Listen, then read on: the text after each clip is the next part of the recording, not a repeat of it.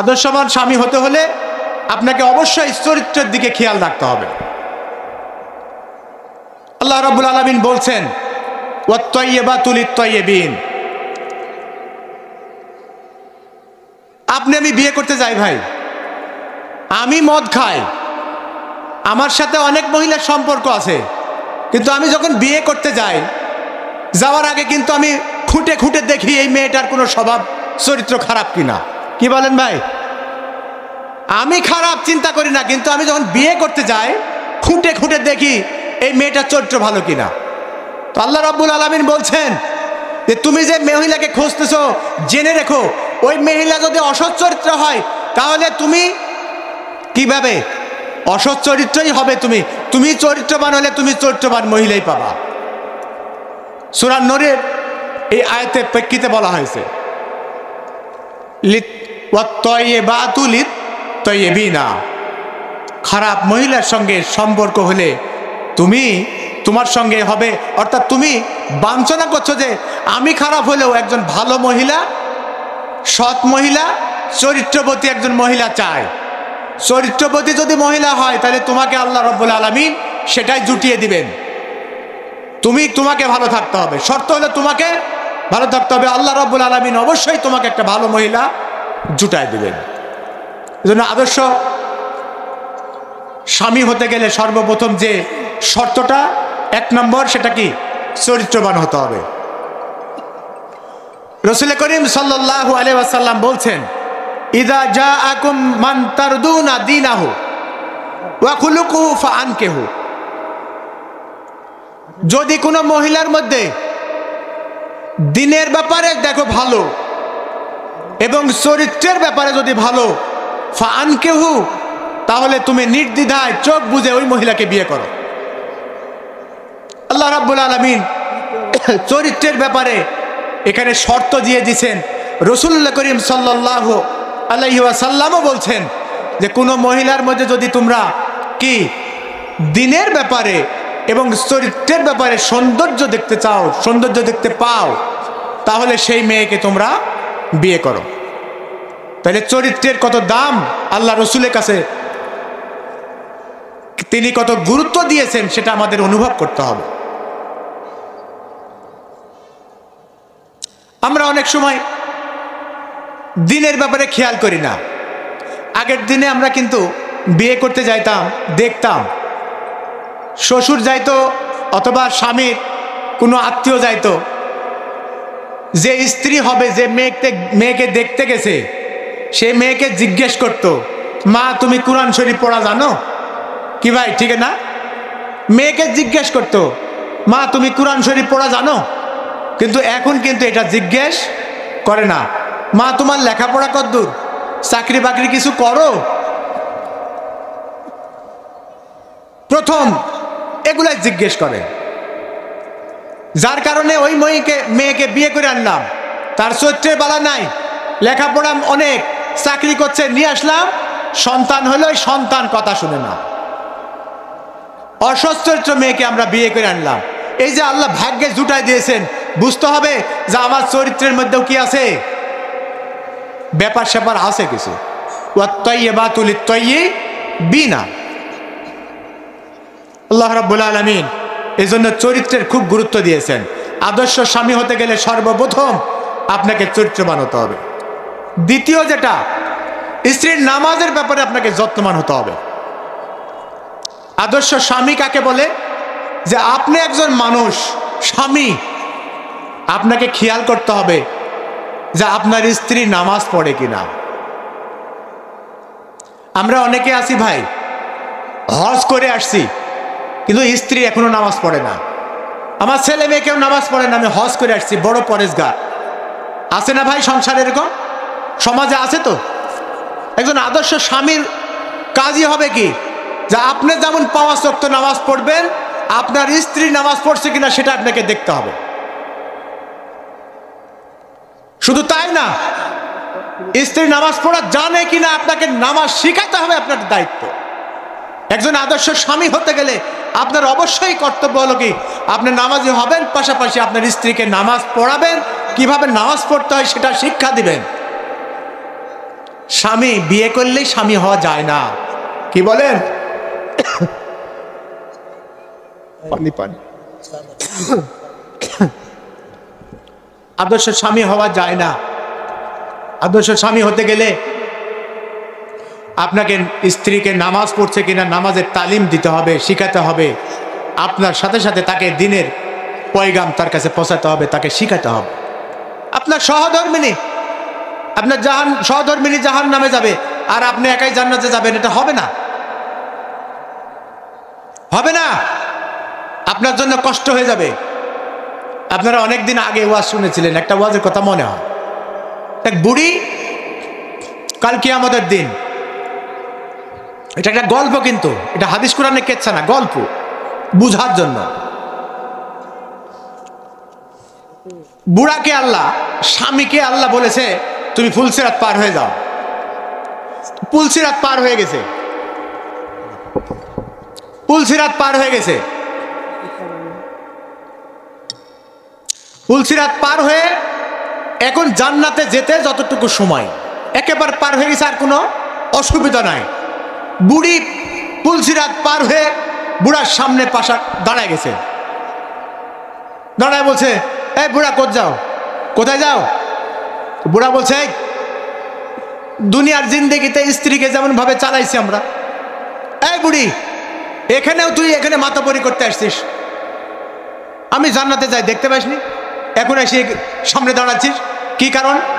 তো বলছে যে দুনিয়াতে থাকতে 50,000 টাকা মহারণা মানছিল, মহারণা তো তুমি দেওনি আমাক। কি ভাই, মহারণা দেওয়া ফরজ না নফল না ওয়াজিব? বলেন তো। মহারণা দেওয়া ফরজ। বুড়ির সামনে যায় বলছে, মহারণা তো তুমি দেওনি, হাঙ্কি পাঙ্কি করে আমাকে দুনিয়াতে বুঝ দিছো। এই বুড়ি বেশি কথা বললে তোকে তালাক দিব। আজকে দেখছি তোমাকে, আজকে 50,000 টাকা না দেওয়া পর্যন্ত তোমাকে জান্নাতে যেতে দেব না। স্বামী বেচারি বলছে, এই বেশি মাতব্বর করিস না, এখান থেকে সর। তো বলছে, না তোমার দুনিয়া না, এখানে কোনো সরার কেচ্ছা বলো না। দুনিয়াতে চোখ রানগানি মেলা করেছো, মারিছো, কাটিছো, মেলা করেছো, এখানে তোমাকে যাতে দিব না। 50,000 টাকা দাও। এখন ঝগড়া করছে পিছন থেকে লাইন, যারা পুলসিরাত পার হচ্ছে, যাতে যাতে যাতে কি হয়েছে, জ্যাম বাইতে গেছে। পিছনে জ্যাম হয় না ভাই, ঢাকা শহর রাজশাহী শহরে জ্যাম দেখেন না, জ্যাম বাইতে গেছে। আল্লাহ রাব্বুল আলামিন তো জানছেই, দেখছেই। ফেরেশতাকে বলছে, ফেরেশতা যা তো জ্যাম বাঁধিছে কেন দেখতো। ফেরেশতা পারে দেখছে যে দুই বুড়ি, বুড়া আর বুড়ি কি করছে, লেগে গেছে। তো আল্লাহ এই যে বুড়ি বুড়াকে আটকায় দিছে, তুমি তো বললে যে পুলসিরাত পার হয়ে জান্নাতে যাও, তো এখন তো জান্নাতে যাবে, বুড়ি আটকায় দিছে, এখন তুমি কি করবা করো। বুড়ির কি হয়েছে না, তাই মহারণা পৃথিবীতে শোধ করেনি, মহারণা দাবি করেছে। তো বলছে, ঠিকই তো, মহারণা আমি আল্লাহ রাব্বুল আলামিন ফরজ করেছিলাম, মহারণা না দিয়েই তো জান্নাতে যাবে, এটা তো হতে পারে না। এই ব্যাক কর। দুজনকে ব্যাক করেছে, ব্যাক করে বলছে, মহারণা দে। কয়, আল্লাহ মহারণা করতে কি দিব আল্লাহ, তো মহারণা দিবনি, তে তোর নেকি দি দে, জান্নাতে যাওয়ার জন্য যে নেকিটা দিয়ে দে ওকে। সম্মানিত ভাইয়েরা, জান্নাতে যাওয়ার নেকিগুলো স্ত্রীকে দিতে হবে। স্ত্রী যাবে জান্নাতে, আর স্বামী বেচারি কোথায় যাবে বলেন? এই জন্য আদর্শ স্বামী হতে গেলে কি করতে হবে? আপনাকে স্ত্রীর সঙ্গে আপনাকে সাথে নিয়েই জান্নাতে যেতে হবে। এরপরে আল্লাহ রাব্বুল আলামিন এর রাসূল সাল্লাল্লাহু আলাইহি ওয়াসাল্লাম বলছেন, রাহিমাহুল্লাহু রাজুলান কামা মিনাল লাইলি ফায়ুসাল্লি ওয়া আইকাযা ইমরাতাহু। রাসূল করিম সাল্লাল্লাহু আলাইহি ওয়াসাল্লাম বলছেন, কোন স্বামী বা কোন পুরুষ যদি রাত্রে নামাজে দাঁড়িয়ে যায়, তাহলে তার ফায়ুসাল্লি, এবং তার সে নামাজে দাঁড়িয়ে গেছে, ও আইকাযা ইমরাতাহু, তার উচিত হবে তার স্ত্রীকে জাগায় দিয়ে নামাজে দাঁড়িয়ে দেওয়া। আপনি একা নামাজ পড়বেন, স্ত্রী নামাজ পড়বেন না। আপনি টিভি দেখেন না, আর স্ত্রী ইন্ডিয়ান সিরিয়াল না দেখলে তার চলে না। এই স্বামীকে আল্লাহ রাব্বুল আলামিন কি বলেন, হাদিসের ভাষায় কি বলেন, আল্লাহ রসুল কি বলছেন? দায়ুস, আর দায়ুসুল লা ইয়াদখুলুল জান্নাহ, দায়ুস কখনো জান্নাতে যাবে না। একজন আদর্শ স্বামী হতে গেলে আপনাকে দায়ী হলে চলবে না। সম্মানিত ভাইরা, আল্লাহ রসুল সাল্লাল্লাহু আলাইহি ওয়াসাল্লামের একজন সাহাবা ছিলেন, বিখ্যাত সাহাবা, নাম হলো আবু হুরায়রা রাদিয়াল্লাহু আনহু। তিনার জীবনের মধ্যে দেখলাম যে তিনার বাড়িতে সারা রাত নামাজ হতো। এক মুহূর্তের জন্য তার বাড়িতে নামাজ বন্ধ হতো না। এশা থেকে শুরু করে ফজর পর্যন্ত তার বাড়িতে নামাজ চলতো। কিভাবে? তিনি যখন এশা পড়তেন, এশা পড়ে এসে বাড়িতে খাওয়া দাওয়া করে শুয়ে যেতেন। তার স্ত্রী জেগে থাকতো, স্ত্রী নামাজ পড়তেন। স্ত্রী যখন ঘুমানোর সময় হতো তার মেয়েকে জাগায় দিতেন, মেয়ে নামাজ পড়তো তাহাজ্জুদ। আবার আবু হুরায়রা শেষ রাতে উঠে তাহাজ্জুদের নামাজ পড়ে আল্লাহর কাছে কান্দাকাটি করতেন। একজন আদর্শ স্বামী পরিবারকে উপহার দিবেন। আপনি নামাজ পড়লেন, তাহাজ্জুদ পড়লেন, হজ করলেন, যাকাত দিলেন, আপনি কাল কিয়ামতের দিন ঠেকে যাবেন। আপনার কারণে যদি আপনার স্ত্রী বেনামাজি হয়ে মারা যায়, আপনাকে জবাবদিহি করতে হবে। আপনি একজন আদর্শ স্বামী হতে পারেননি। আদর্শ স্বামী হতে গেলে আপনাকে কোয়ালিটি নিতে হবে। আপনার স্ত্রীকে অবশ্যই নামাজের তালিম দেন, নামাজ শিখান। নামাজ পড়ে না ভাই, আমার স্ত্রীকে অনেক বুঝালাম, নামাজ পড়ে না, কি করব বলেন? মায়ের দিলে কি নামাজ হবে? স্ত্রীর সঙ্গে মিশে যান। স্ত্রীর সঙ্গে কি করেন? আপনি একটু মহব্বত বাড়ায় দেন, স্ত্রীকে একটু প্রশংসা বেশি করেন, স্ত্রীর সঙ্গে একটু পাম দেন। এটা বাংলা ভাষায় বলে পাম দেওয়া। আপনি একটু তেল মারেন, দেখবেন স্ত্রী আস্তে আস্তে কি হয়ে যাবে? আপনার মুরিদ হয়ে যাবে, নামাজ পড়তে বাধ্য হবে। সম্মানিত ভাইয়েরা, আপনি হঠাৎ করে একটা শাড়ি নিয়ে যান, শাড়ির দাম বেশি না, 500 টাকা। আপনি গিয়ে বলেন যে 12টার মা, তোমার জন্য এই শাড়িটা নিয়ে আসছি, এই শাড়িটা পরো তো। রাত 10টার সময় বাজার থেকে গিয়ে বলছেন শাড়িটা পরো তো। শাড়িটা পরছে, পরার পরে বলছেন ওরে বাপরে, তোমাকে যা লোক লাগছে আজ। স্বামী বেচারির এই গিফট, 500 টাকার গিফট পেয়ে স্ত্রী বেচারি কিন্তু খুব খুশি হয়ে যাবে। কি ভাই, হবে না? হবে কি না?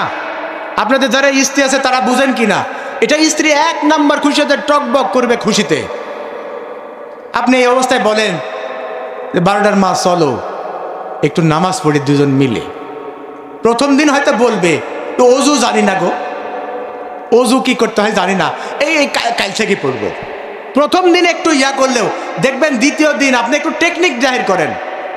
100 টাকা বাদাম নিয়ে যান, 100 টাকা বাদাম, আগে 100 টাকা ছিল, এখন 100 বাদাম নিয়ে যান। নিয়ে গিয়ে বলেন দেখো বাদাম তো আমি আজকে খেলাম, তো খাওয়ার পরে চিন্তা করলাম যে আমি একাই বাদাম খাবো। 12টার মা তোমার জন্য মন পড়লো, এই জন্য বাদাম নিয়ে এসছি, তুমি খাও তো। যখন ছিলে খাবে আপনার সামনে, তখন 12টার মা কিন্তু খুব খুশি হয়ে যাবে যে আমার জন্য বাদাম নিয়ে আসছে। এরপরে অ্যাপ্লাই করেন, চলো তো একটু নামাজ পড়ি। সেদিন আর কিন্তু কি করতে পারবে না, অস্বীকার করতে পারবে না, কাচুমাচু করে বলবে চলো, তুমি যখন বলছো এই নামাজ কিভাবে পড়তে আমাকে শিখায় দাও। কি বলেন ভাই? আদর্শ স্বামী, আপনাকে নামাজ পড়তে হবে টেকনিকে। আপনি পড়ান, আপনার ঘরটা জান্নাত হয়ে যাবে, জাহান্নাম আর থাকবে না। আপনার স্ত্রী আপনার জন্য জীবন দিতে বাধ্য হবে। কি বলেন? এই মহব্বত দেখেছিলেন আমার আপনার প্রিয় হাবিব মুহাম্মদ রাসূলুল্লাহ সাল্লাল্লাহু আলাইহি ওয়াসাল্লাম। কি বলেন?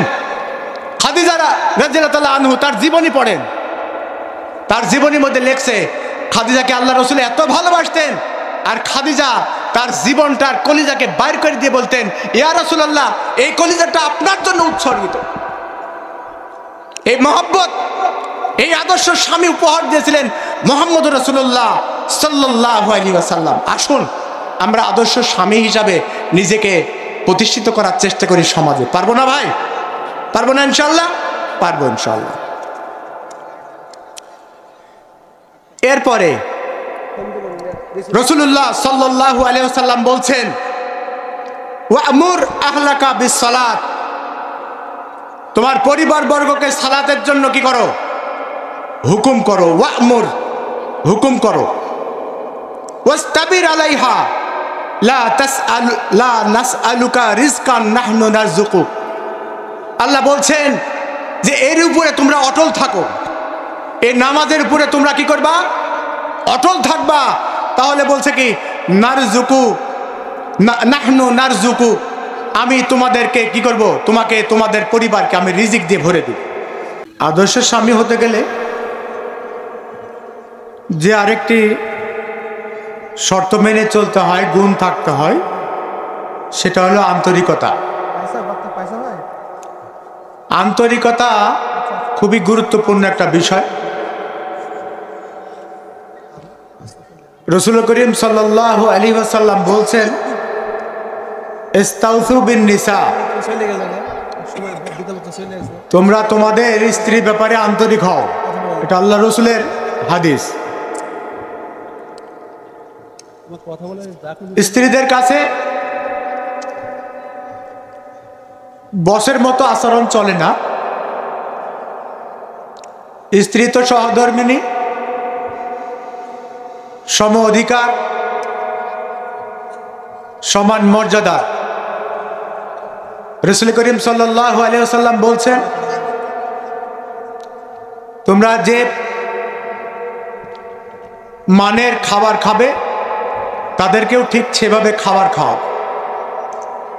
যে মানের পোশাক পরবে তাদেরকেও ওই মানের পোশাক পরাবে।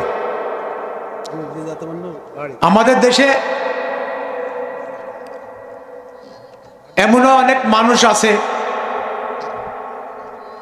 যারা স্ত্রীদের সঙ্গে দাসীর মতো আচরণ করে। এটাও ঠিক না। স্ত্রীদের সঙ্গে সবসময় আন্তরিক, খোলামেলা হওয়াটা আদর্শ স্বামীর একটা গুণ। এজন্য রাসূল করিম সাল্লাল্লাহু আলাইহি সাল্লাম গুরুত্ব দিয়ে বলছেন যে স্ত্রীরা বাঁকা হাড় দিয়ে তৈরি। এই বাঁকা হাড়কে সোজা করতে গেলে, অর্থাৎ বেশি শাসন করতে গেলে ভেঙে যাবে, অর্থাৎ তালাক হয়ে যাবে। এই জন্য তাদের সাথে খোলামেলা আন্তরিকভাবে চলাই আদর্শ স্বামীর গুণাবলী উচিত। কারণ একটা মেয়ে তার বাবা মায়ের কাছে লালিত পালিত হয়। বাবা মায়ের সংসার, বাবা মায়ের মহব্বত সব ছেড়ে দিয়ে স্বামীর সংসারে আসে। সেই জন্য স্বামী যদি আন্তরিক না হয়, খোলামেলা না হয়, স্নেহময়ী না হয়, তাহলে ওই স্বামীর সাথে বনিবনা হয় না। এক সময় না এক সময় অশান্তি বিরাজ করে, সম্পর্ক ছিন্ন হয়ে যায়। এই জন্য আদর্শ স্বামী হতে গেলে স্ত্রীদের সঙ্গে আন্তরিক হতে হবে, বন্ধুসুলভ আচরণ করতে হবে।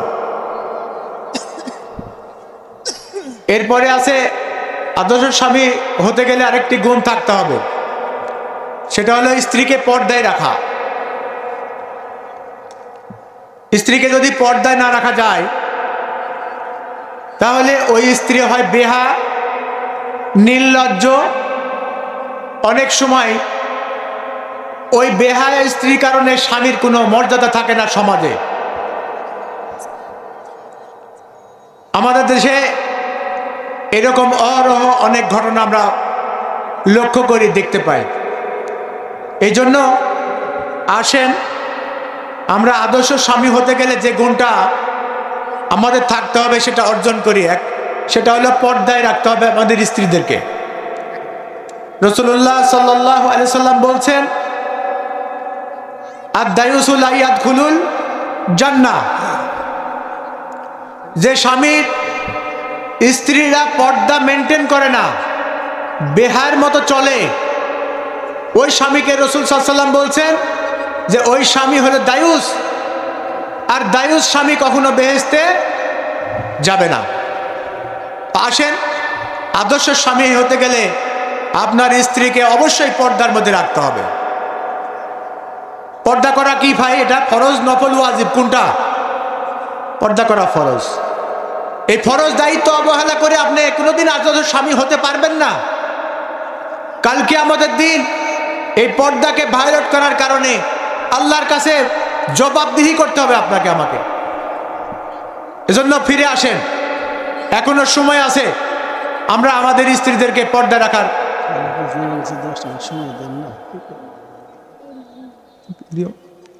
শেষ করব।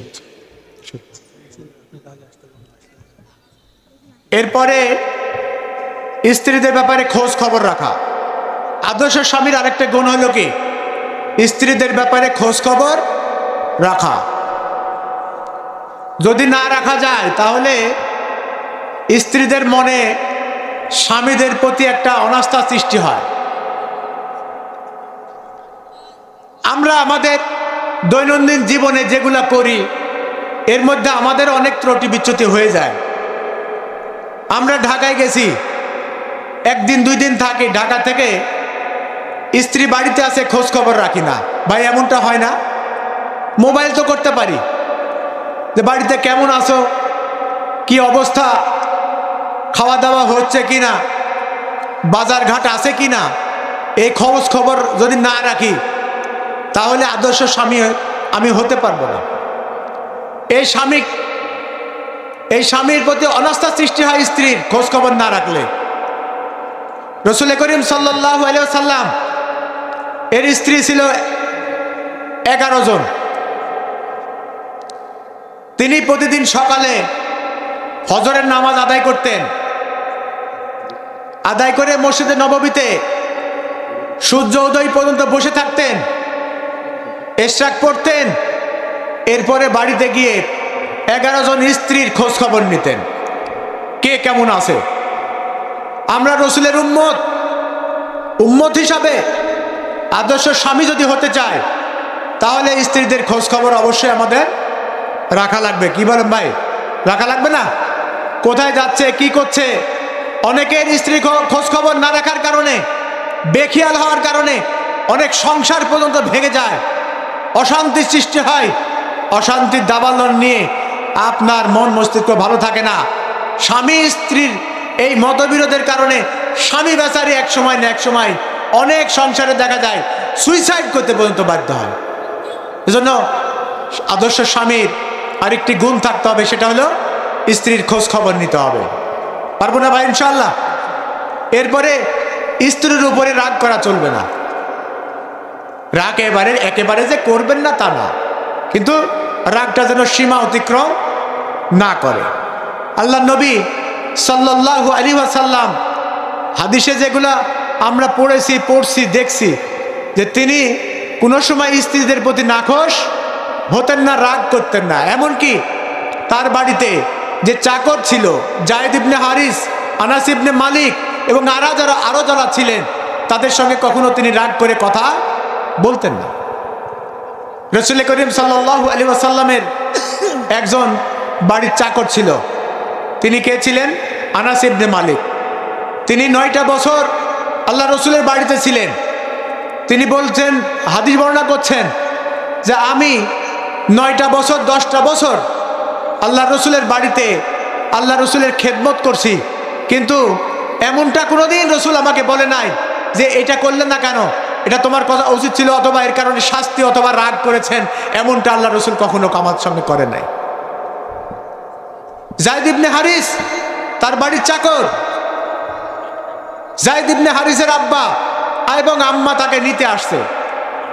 তিনি বলছেন, যায়েদ ইবনে হারিস বলছেন যে আব্বা এবং আম্মা, আপনারা আমাকে জন্ম দিয়েছেন, অত্যন্ত শ্রদ্ধা করি, আপনার পরিবারে আমার যাওয়ার দরকার, কিন্তু আপনাদের অবর্তমানে আমি এমন একজনকে মানুষকে পেয়েছি যিনি এত ভালো মানুষ যে তার সোহবত ছেড়ে, তার সংস্পর্শ ছেড়ে আমি তোমাদের সঙ্গে যাব না, আমি চিরজীবন এই নবীর খেদমতে কাটিয়ে দিতে চাই। তার আচরণ কত সুন্দর ছিল, মুগ্ধ হয়ে তিনি কথা বলেছিলেন। আসেন, আল্লাহ রসুল সাল্লাল্লাহু আলাইহি সাল্লাম স্ত্রীদের সঙ্গে কি করতেন? রাগ করতেন না, খুশি করতেন। রাসূল করিম সাল্লাল্লাহু আলাইহি ওয়াসাল্লাম দেখেন নবীদের স্ত্রীদেরকে কি করতেন? খুশি সবসময় খুশি করতেন। সাফিয়া একজন ইহুদির সন্তান মেয়ে ছিল। সাফিয়া অন্য তার স্ত্রীরা একদিন খুঁটা দিয়েছে, এই তুই তো ইহুদির মেয়ে। তিনি কাঁদতে কাঁদতে আল্লাহ রসুল সাল্লাল্লাহু আলাইহি ওয়াসাল্লামের কাছে আসলেন। আল্লাহ রসুল শুনে বললেন, সাফিয়া তোমার কি হয়েছে, কান্দো কেন? সাফিয়া বলছে, ইয়া রাসূলুল্লাহ, আপনার অন্য স্ত্রীরা আমাকে ইহুদির মেয়ে বলে আমাকে গালি দিয়েছে। আল্লাহ রসুল সাল্লাল্লাহু আলাইহি ওয়াসাল্লাম বললেন, সাফিয়া কে বলেছে তুমি ইহুদির মেয়ে? তুমি তো নবীর মেয়ে, তার মানে তার বংশে নবী ছিল, তুমি তো নবীর মেয়ে, অতএব তুমি মন খারাপ করো না। তিনি তাকে কি করলেন, এই যে অভয় দিলেন, ভালোবাসা দিলেন, মহব্বত করে কথা বলে তার অন্তরের কষ্টটাকে দূর করে দিলেন। এজন্য আমাদেরকে রাগ করলে চলবে না, রাগ হলে সঙ্গে সঙ্গে তার মিটায়ও দিতে হবে। সম্মানিত ভাইরা, এটা হলো আদর্শ স্বামীর কি গুণ, কর্তব্য। এরপরে স্ত্রীর মা বাবার সঙ্গেও খোঁজ নিতে হবে, ভালো আচরণ করতে হবে, এটা আদর্শ স্বামীর কাজ। অনেক ভদ্রলোক আছে যে শ্বশুর বাড়িতে বেড়াতে যায় না, শ্বশুরের সঙ্গে কথাও বলে না, শাশুড়ি দেখলে নাক ছিটকায়, আছে না ভাই? শ্বশুর বাড়িতে বেড়াতে যায় না, শ্বশুরকেও আসতে দেয় না, শ্বশুরের সাথে কথাও বলে না, আছে না ভাই এরকম? এতে কি আপনার স্ত্রী খুশি থাকে আপনার উপরে? তা হবে না। আপনি একজন আদর্শ স্বামী এটা করতে পারেন না। আপনার উচিত হলো স্ত্রীর যে বাবা মা আছে তাদের সঙ্গে কি করবেন, ভালো আচরণ করবেন।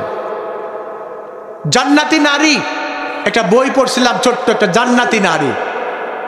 এক আল্লাহ রসুল সাল্লাল্লাহু আলাইহি ওয়াসাল্লাম এক সাহাবা, তিনি রাস্তা দিয়ে আসতেছেন, আসতে আসতে হঠাৎ করে দেখছেন এক বাড়ির বারান্দায় একটা যুবতী মেয়ে কাপড় নেড়ে দিচ্ছে, কাপড় লেড়ে দিচ্ছে হাতে। তো মেয়েটাকে দেখে এক নজর দেখে তার মহব্বত হয়ে গেছে, মানে চয়েস হয়ে গেছে। রাসূলুল্লাহ সাল্লাল্লাহু আলাইহি ওয়াসাল্লামের সাহাবা এক পা দুই পা করে তার বাড়িতে গেল, খোঁজ নিয়ে দেখলেন তার একমাত্র বৃদ্ধ মা ছাড়া আর কেউ নাই। তো মাকে বলছে, মা, খালাম্মা, আমার একটা প্রস্তাব, আপনি যদি মনে করেন, আপনি যদি ইচ্ছে করেন, বা আপনার যদি কোনো না থাকে, অসুবিধার মনে না করেন, তাহলে আমি আপনার মেয়েকে বিয়ে করতে চাই। মেয়ে রাজি হয়ে গেল, উভয় বংশের লোক রাজি হয়ে গেল। বিয়ের দিনক্ষণ, বিয়ে হবে, বিয়ের পিঁড়িতে বসছে, শ্বশুরবাড়িতে এসে বরের স্থানে বসে গেছে, বিয়ে হবে, বিয়ে পড়াবে, তার আগে সে শর্ত দিচ্ছে। এই ভদ্রলোক শর্ত দিচ্ছে তার স্ত্রী শাশুড়ির কাছে। শাশুড়িকে বলছে যে আমার শর্ত হলো যে আপনার মেয়েকে আমি যেটা বলবো সেটা যদি ব্যতিক্রম করে তাহলে আপনার মেয়েকে আমি রাখবো না, 1 নম্বর শর্ত। 2 নম্বর, যে আপনি আমার বাড়িতে কোনোদিন যেতে পারবেন না। কি জামাই চিন্তা করছেন, বিয়ের আগে বলে দিচ্ছে যে আপনার মেয়ে ছাড়া আপনি কোনোদিন আমার বাড়িতে যেতে পারবেন না, এটা আমি পছন্দ করি না। মেয়ের শাশুড়ি এখন বিয়ে কি করবে, ঠিক আছে বাবা তুমি আমার মেয়েকে নিয়ে যাও, আমি তোমার বাড়িতে কোনোদিন যাব না। মেয়েকে নিয়ে গেছে, সংসার করছে, বেশ 2-1 বছর পার হয়ে গেছে। হঠাৎ করে বাড়ির বাইরে থেকে ওই ভদ্রলোক এসে দেখছে একটা বুড়ি মহিলা তার বাড়ি ঝাড় দিচ্ছে, পরিষ্কার করছে তার বাড়ির আঙিনা। তিনি হনহন করে বাড়িতে গেলেন, গিয়ে স্ত্রীকে জিজ্ঞেস করছেন, এই ভদ্র মহিলাকে যে আমার বাড়িতে ঝাড় দিচ্ছে? কয় উনি আমার মা। তিনি রাগ করলেন না, শাশুড়ি গেলেন, সালাম দিলেন। এরপরে জামাইকে জিজ্ঞেস করছে, বাবা তুমি যে শর্ত দিয়েছিলে যে আমার মেয়ে যদি তোমার হুকুমের একটি ব্যতিক্রম করে তাহলে আমার মেয়েকে রাখবা না, আর আমি তোমার বাড়িতে আসবো না, এটা চাইছিলা, আমি তো তোমার বাড়িতে এসে গেছি। এই 2টা শর্তের আসলে আমাদের কোনো ভুল ভ্রান্তি হয়েছে কিনা, আমার মেয়ের ভুল হয়েছে কিনা? তো আল্লাহ নবীর সাহাবা বলছে যে মা, আমাকে লজ্জা দিবেন না, আপনার মেয়েকে আমি যেমনটা চেয়েছিলাম স্ত্রী হিসাবে তার থেকে অনেক অনেক ভালো। আমি আমার স্ত্রীকে কোনোদিন ভুলতে পারি না, আর এই স্ত্রীর কারণে আমাকে যে ভালোবাসা, আমার সংসারের কাজ, আমার হুকুম এত শুনেছে, আমার হুকুম করার আগেই সে বুঝে যায় কি করতে হবে। এত চমৎকার একটা বউ আল্লাহ উপহার দিয়েছে, এজন্য আল্লাহর শুকরিয়া আদায় করি। আর পাশাপাশি আপনি শুধু আজ না, যখন যখন যেভাবে ইচ্ছা করেন আমার বাড়িতে আসবেন, আপনার জন্য নিষেধ নাই। সম্মানিত ভাইরা, আসেন, আদর্শ স্বামী হতে গেলে আরেকটা গুণ অপরিহার্য, যে আপনার স্ত্রী শুধু থাকবে, আপনার স্ত্রীর বাপের সঙ্গে আপনি কথা বলবেন না, তার বাড়িতে যাবেন, এটা হতে পারে না। আল্লাহ রাসূল সাল্লাল্লাহু আলাইহি সাল্লাম বলছেন, আন আবি হুরায়রা রাদিয়াল্লাহু তাআলা আনহু قال قال رسول الله صلى الله عليه وسلم لا يدخل الجنة من قطع الرحم, যে ব্যক্তি আত্মীয়তার সম্পর্ক ছিন্ন করে সে কোনোদিন জান্নাতে যাবে না। আসেন, আদর্শ স্বামী হতে গেলে আপনার স্ত্রীর যে বাবা মা আছে, তার সংসারের অনেক মেহমানকে দেখেন, 20 বছর বয়সে আপনার সঙ্গে বিয়ে হয়েছে, 18 বছর বয়সে বিয়ে হয়েছে, সমস্ত সংসার মহব্বত, বাপ মায়ের মহব্বত ত্যাগ করে আপনার সংসারে আসছে, আর তার যে বাপ মা আছে তার সংসারে খোঁজ নেবেন না, এটা হতে পারে না। আদর্শ স্বামী আপনি হতে পারেন। এরপরে কি, রান্না বান্নার কাজে, ঘরের কাজে আপনাকে সহযোগিতা করতে হবে স্ত্রীর, এটা আপনার আদর্শ স্বামী। আমার দ্বীনের রাসূল সাল্লাল্লাহু আলাইহি ওয়াসাল্লাম যখন কোনো কাজ থেকে ফিরে আসতেন, শ্রান্ত ক্লান্ত পরিশ্রান্ত হয়ে ফিরে আসতেন, এখনো দুপুর গড়া গেছে, রান্না বান্না হয় নাই, তিনি রাগ না করে আল্লাহ রাসূল সাল্লাল্লাহু আলাইহি ওয়াসাল্লাম কি করতেন, আয়েশার পাশে বসে যেতেন। আয়েশাকে বলতেন, তুমি রুটি সেকো, আমি তরকারি কুটে তোমাকে সাহায্য করি। এটা হলো আদর্শ স্বামী। আমরা হলে কি করতাম, এতক্ষণও রান্না হয়নি। আমাদের দেশে এমনও আছে, রান্না দেরি হওয়ার কারণে, লবণ একটু বেশি হওয়ার কারণে স্ত্রীকে এমন পিটানি দেওয়া হয়েছে। হয়, এটা কি সমাজের কথা না ভাই? এটা বলেন, রান্না দেরি হওয়ার কারণে স্ত্রীকে পিটানো, আপনার লবণ বেশি হওয়ার কারণে স্ত্রীকে পিটানো, এটা কি হয়? রাসূল করিম সাল্লাল্লাহু আলাইহি ওয়াসাল্লামের স্ত্রী, সহধর্মিণী, আমাদের উম্মুল মুমিনিন, আমাদের মুমিনদের মা আয়েশা রাদিয়াল্লাহু তাআলা আনহা বলছেন, আল্লাহ রাসূল বাড়ি থেকে এসে যখন দেখতেন যে আমার এখনো রান্না বান্না হয় নাই, কেবল রুটি খামির করছি, তরকারি কুটাই হয় নাই, আল্লাহ রাসূল রাগ করতেন না, পাশে বসে গিয়ে তিনি কি করতেন, তরকারি কুটে আমাকে সব করতেন। আদর্শ স্বামী। আমরা তো টাকা কামাই করি, খুব বুক ফুলায় বলি, কাল কিয়ামতের দিন জবাবদিহি করতে হবে। রাসূল করিম সাল্লাল্লাহু আলাইহি ওয়াসাল্লাম তার স্ত্রীদেরকে এত মহব্বত করতেন, স্ত্রীরাও রাসূলের জন্য জীবন বাজি রেখে নিজের জীবনকে উৎসর্গ করার জন্য প্রস্তুত থাকতেন সব সময়। আসেন, আমরা কি করি, এক ভদ্রলোকের একটা ছোট্ট ঘটনা বলি। স্ত্রীকে লবণ বেশি হলে মারে, মরিচ বেশি হলে মারে, ঝোল কম হলে মারে, ঝোল বেশি হলে মারে, একটু ত্রুটি পাইলেই মারে। তো আল্লাহর কাছে বলে, আল্লাহ এই দজ্জাল স্বামীর হাত থেকে আমাকে বাঁচাও। তো এলাকায় গেছে ভাই তাবলীগের লোক, আপনারা ঘটনার জানেন, তাবলীগের লোক গেছে। তো এখন এই ভদ্র মহিলা বলছে যে তাবলীগের এক ভাইকে যা বলছে, ভাই বা হুজুর, আমার স্বামীকে একটু বুঝায় শোনায় তাবলীগে নেন, আমার স্বামী খুবই দাজ্জাল মার্কা, একটু লবণ হলেও মারে, বেশি হলে মারে, ঝোল কম হলেও মারে, ঝোল বেশি হলে মারে। তো তাবলীগে নেওয়ার জন্য ভাই বুঝাইছে, তাবলীগে চিল্লা দিছে। কয়দিন? প্রথমে দিছে 3 দিন, 3 দিন চিল্লা দিছে। এরপরে আস্তে আস্তে দিছে কয়দিন? 40 দিন। তাবলীগের নিয়ম হলো 3 দিন পরে 40 দিন। 40 দিন চিল্লা দিয়ে বাড়িতে আসছে। তো বাড়িতে আসছে, বাড়িতে আসার পরে রান্নায় লবণ বেশি হলেও কিছু বলে না, তেল কম হলেও বলে না, ঝোল বেশি হলেও বলে না, ঝোল কম হলেও আর কিছু বলে। আল্লাহর কাছে দোয়া করছে, আল্লাহ তুমি আমার স্বামীকে এত ভালো করে দিছো, আলহামদুলিল্লাহ। তো স্বামী বলছে একদিন, কি গো তুমি তো প্রত্যেক দিন এরকম মারতে আমাকে, তুমি এত ভালো হয়ে গেলে যে আমার কোনো ক্ষতি ধরো না, আমার কি লবণ বেশি হয় না, আমার কি ঝোল কম হয়েছে বলে তোমার খারাপ লাগে না, আজকে ঝাল বেশি হয়েছে বলে তোমার খারাপ লাগে না? তো স্বামী বেচারি বলছে, শোনো, তাবলীগে গিয়ে প্রত্যেকের রান্না করতে হয়, তা আমার একদিন পালি পড়লো যে রান্না করতে হবে। রান্না করতে যায়া তো আমি রান্না করছি, তো আমি পরিমাণ মতো লবণ দেওয়ার আগেই আমার আর এক ভাই বলছে যে এই তো নতুন রাঁধুনি, তো তে সব কিছু চড়াই দিয়ে লবণ দিয়ে গেছে, আমি জানি না, আমি না জেনে আবার লবণ দিছে আমার মতো করে। লবণ দেওয়ার রান্না বান্না খাইছে, খাওয়ার পরে সবাই আলহামদুলিল্লাহ উঠে গেছে। তো আমি জিজ্ঞেস করছি ভাইদেরকে, ভাই আমি তো নতুন রাঁধুনি, কেমন হয়েছে? তো সবাই বলছে আলহামদুলিল্লাহ খুব ভালো হয়েছে ভাই। আমি শেষে খাচ্ছি, খাওয়ার পরে দেখছি বাড়িতে আর কি লবণ হয়, এর থেকে ডবল লবণ। তা আমি বলছি হাত থু, এই খাওয়া যায়? এরা কি করে আলহামদুলিল্লাহ বললো? ওই দিন থেকে তওবা করেছি, তাহারে আমার স্ত্রীকে একটু লবণ হওয়ার কারণে মারিছি, আজকে ডবল লবণ হয়েছে, তারপরে সব ভাইরা আমাকে বকা দেয়নি, আলহামদুলিল্লাহ বলেছে। সুতরাং আমার এটা তো ভুল হয়। এই জন্য স্ত্রী তুই মনে কিছু করিস না, আমাকে মাফ করে দিস, আমি আর জীবনে তোর এরকম করব না। তো সম্মানিত ভাইরা, যে আদর্শ স্বামীর একটা গুণ আমি শেষ করে দিলাম, যেহেতু স্লিপ এসে গেছে। আর একটা কি, স্ত্রীর প্রশংসা করবেন। স্ত্রী মেয়েরা কিন্তু প্রশংসা ভালোবাসে। কি ভাই, তরকারি খারাপ হয়েছে আপনি বলবেন যে জবর হয়েছে, কি বলেন? আপনি বলবেন পেঁয়াজি রান্ধিছে একদিন, পেঁয়াজি বড়া, বড়া একটু ভালো নি টেস্ট হয় নেবে, বলবেন যে চমৎকার বড়া রে। আপনার জন্য কি করবে জানেন?